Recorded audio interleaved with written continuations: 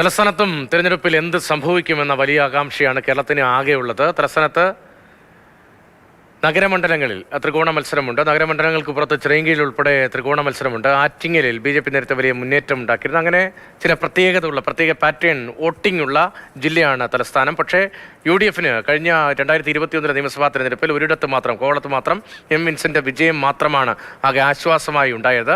14 മണ്ഡലങ്ങളുള്ള തിരുവനന്തപുരത്ത് എന്ത് സംഭവിക്കുന്ന വലിയ ആകാംക്ഷയുണ്ട്. BJP ബെറ്റർ പെർഫോമൻസിലേക്ക് എത്തുമോ, വിജയത്തിലേക്ക് എത്തുമോ, നേമത്ത് എന്നടക്കമുള്ള ചോദ്യങ്ങളുണ്ട്.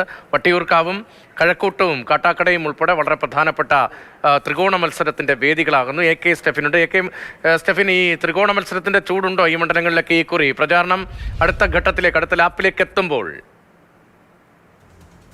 പ്രചാരണം അതിൻ്റെ ടോപ്പ് ഗിയറിലേക്ക് മാറിക്കഴിഞ്ഞിരിക്കുകയാണ്. ഇനി എണ്ണപ്പെട്ട ദിവസങ്ങൾ മാത്രമേ ഉള്ളൂ. അതുകൊണ്ട് തന്നെ പരമാവധി വോട്ടുകൾ സംഭരിക്കുക, പരമാവധി പോക്കറ്റുകളിലേക്ക് പ്രചാരണം എത്തിക്കുക എന്നത് തന്നെയാണ് എല്ലാ മുന്നണികളും ലക്ഷ്യമിടുന്നത്. പ്രത്യേകിച്ചും തിരുവനന്തപുരത്തെ സംബന്ധിച്ച് പറയുകയാണെങ്കിൽ എല്ലാവരും ഉറ്റുനോക്കുന്ന മത്സരങ്ങൾ നടക്കുന്ന ഒരു മണ്ഡലങ്ങൾ അത് തിരുവനന്തപുരത്ത് കുറേ അധികമുണ്ട്. വട്ടിയൂർക്കാവുണ്ട്, തിരുവനന്തപുരമുണ്ട്, നേമമുണ്ട്. ഏറ്റവും പ്രധാനം നേമം തന്നെയാണ്. അവിടെ ഒരു ത്രികോണ പോരാട്ടം തന്നെ നടക്കുന്നു. BJP വീണ്ടും അക്കൗണ്ട് തുറക്കുമോ എന്നൊരു ചോദ്യം നിലനിൽക്കുകയാണ്. ഒപ്പം തന്നെ നേരത്തെ രതീഷ് സൂചിപ്പിച്ചൊരു പ്രധാനപ്പെട്ട കാര്യമുണ്ട്. തിരുവനന്തപുരം എങ്ങനെ ചിന്തിക്കുന്നുവോ, അല്ലെങ്കിൽ തിരുവനന്തപുരത്ത് എത്ര സീറ്റ് നേടാൻ കഴിയുന്നുവോ ആ മുന്നണിക്ക് അധികാരത്തിലെത്താൻ കുറച്ചുകൂടി എളുപ്പമാകുമെന്നൊരു ധാരണ, ഒരു വിലയിരുത്തലുണ്ട്. കാരണം അത്ര മറ്റ് പല മണ്ഡലങ്ങളിൽ, എറണാകുളവും മലപ്പുറവും ഒക്കെ നോക്കിക്കഴിഞ്ഞാൽ ആ മണ്ഡലങ്ങളിൽ ഒരു സ്ഥിരമായ പാറ്റേൺ ഉണ്ട്, അല്ലെങ്കിൽ ആ ജില്ലകൾക്കൊരു പാറ്റേൺ ഉണ്ട്. തിരുവനന്തപുരത്തെ സംബന്ധിച്ചിടത്തോളം കൂടുതൽ സീറ്റുകൾ UDF-ന് നേടിയാൽ മാത്രമേ അവർക്ക് അധികാരത്തിലേക്ക് തിരിച്ചെത്തുന്നതിന് വേണ്ടി കഴിയുകയുള്ളൂ. ഈ സിറ്റിംഗ് സീറ്റ് നിലനിർത്തുക എന്നൊരു വലിയ ദൗത്യം ഇടതുമുന്നണിക്കും ഇപ്പോൾ ഉണ്ട്. അതിനോടൊപ്പം തന്നെയാണ് BJP ഇങ്ങനെ വലിയ പ്രതീക്ഷ പുലർത്തുന്ന 3 മണ്ഡലങ്ങൾ, കഴക്കൂട്ടം, അതോടൊപ്പം വട്ടിയൂർക്കാവ്, നേമം. ആ മണ്ഡലങ്ങളിലെല്ലാം അതിവാശിയേറിയ പോരാട്ടം നടക്കും. തിരുവനന്തപുരം ശ്രദ്ധിക്കേണ്ട ഒരു മണ്ഡലമാണ്. നേരത്തെ ഇടതുമുന്നണി സ്ഥാനാർത്ഥിയുമായി ബന്ധപ്പെട്ടൊക്കെ കുറച്ച് പ്രശ്നങ്ങളൊക്കെ നിലനിന്നിരുന്നെങ്കിൽ പോലും ആന്റണി രാജു കൂടി പ്രചാരണ രംഗത്ത് സജീവമായതോടുകൂടി അതെല്ലാം തന്നെ മാറിയിട്ടുണ്ട്. ഇവിടെയും 2ാം സ്ഥാനത്ത് BJP ആണ്. അത് പിടിക്കുക എന്നൊരു ലക്ഷ്യമാണ് ഇപ്പോൾ ഏതായാലും ഘടകകക്ഷിയിലൂടെ കോൺഗ്രസ് ഇക്കുറി നീക്കമിടുന്നത്. അങ്ങനെ ഓരോ മണ്ഡലങ്ങൾ എടുത്തു നോക്കിയാലും അതിവാശിയേറിയ പോരാട്ടമാണ് തിരുവനന്തപുരത്ത് കാണാൻ കഴിയുക. ശരി, AK സ്റ്റെഫിനാണ് തലസ്ഥാനത്തെ വിവരങ്ങൾ നൽകിയത്. ജെയിൻ രാജു ഉണ്ട് ഇടുക്കിയിൽ നിന്ന്. ജെയിൻ, ഇടുക്കിയും വളരെ പ്രധാനമാണ് 2 മുന്നണികളെയും സംബന്ധിച്ച്.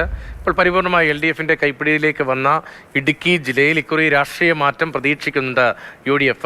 പ്രചാരണം അടുത്ത ഘട്ടത്തിലേക്ക് എത്തുമ്പോൾ അവിടുത്തെ സാഹചര്യം എങ്ങനെയാണ്? എവിടെയൊക്കെ കൂടുതൽ വിജയപ്രതീക്ഷകൾ, അല്ലെങ്കിൽ പ്രതീക്ഷ കുറയുന്ന ഇടങ്ങളുണ്ടോ?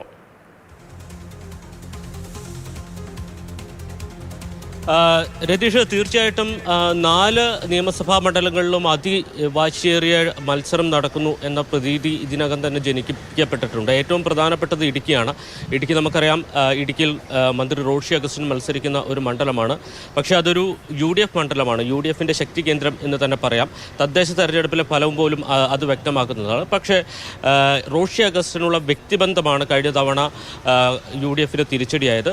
അത് പരിഹരിക്കുക എന്ന ലക്ഷ്യത്തോടെയാണ് ഇത്തവണ കൈപ്പത്തി ചിഹ്നത്തിൽ റോയ്ക്ക് പൗലോസിനെ അവിടെ കോൺഗ്രസ് മത്സരിപ്പിക്കുന്നത്. കേരള കോൺഗ്രസിൽ നിന്ന് ആ സീറ്റ് പിടിച്ചെടുത്ത് അവിടെ കോൺഗ്രസ് സ്ഥാനാർത്ഥിയായി വരുന്നത് റോഷിയുമായി വ്യക്തിബന്ധമുള്ള കോൺഗ്രസ് പ്രവർത്തകർ മാറ്റി ചെയ്യരുത്, അത് കൈപ്പത്തി ഒരു വൈകാരിക ചിഹ്നമായി അടയാളപ്പെടുത്തണം എന്ന ലക്ഷ്യത്തോടു കൂടിയാണ്.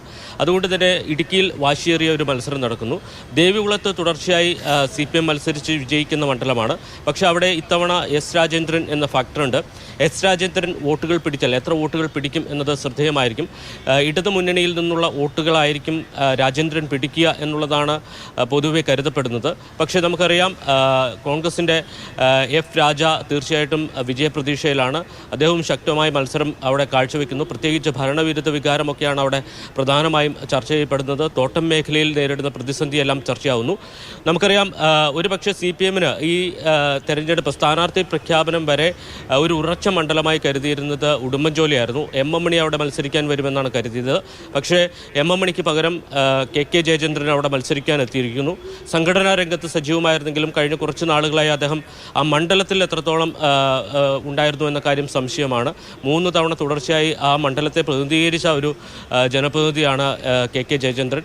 പക്ഷേ അവിടെ സേനാപതി വേണുവും അതോടൊപ്പം തന്നെ KK ജയചന്ദ്രനും തമ്മിൽ വാശിയേറിയ മത്സരം നടക്കുന്നു എന്ന ഒരു പ്രതീതിയാണ് ജനിപ്പിക്കപ്പെട്ടിരിക്കുന്നത്. പീരുമേട്ടിലേക്ക് പോയാൽ പീരുമേട്ടിൽ നമുക്കറിയാം തുടർച്ചയായി CPI ജയിക്കുന്ന മണ്ഡലമാണ്. മൂന്നാം തവണയാണ് സിറിയക് തോമസ് അവിടെ മത്സരിക്കാൻ ഇറങ്ങുന്നത്. 2 തവണ നിസാര വോട്ടുകൾക്കാണ് അദ്ദേഹം പരാജയപ്പെട്ടത്. 300 ആദ്യം ബിജിമോളോട് 300-ൽ അധികം വോട്ടുകൾക്ക്, അതോടൊപ്പം തന്നെ വാഴൂർ സോമനോട് ഏതാണ്ട് 1500 വോട്ടുകൾക്ക് ആണ് അദ്ദേഹം പരാജയപ്പെട്ടത്. ഇത്തവണ അദ്ദേഹത്തിന് അനുകൂലമായിട്ടൊരു സഹതാപ തരംഗമുണ്ട്. മുൻ MLA KK തോമസിൻ്റെ മകനാണ്. സ്വാഭാവികമായും ആ KK തോമസ് അച്ചായൻ എന്നാണ് ഇടുക്കിക്കാർ പീരുമേടുകാർ അദ്ദേഹത്തെ വിളിക്കുന്നത്. അച്ചായൻ്റെ മകൻ എന്നൊരു പരിഗണന ഇത്തവണ തനിക്ക് ലഭിക്കും എന്ന പ്രതീക്ഷയിലാണ് അവിടെ കോൺഗ്രസ് ഉള്ളത്.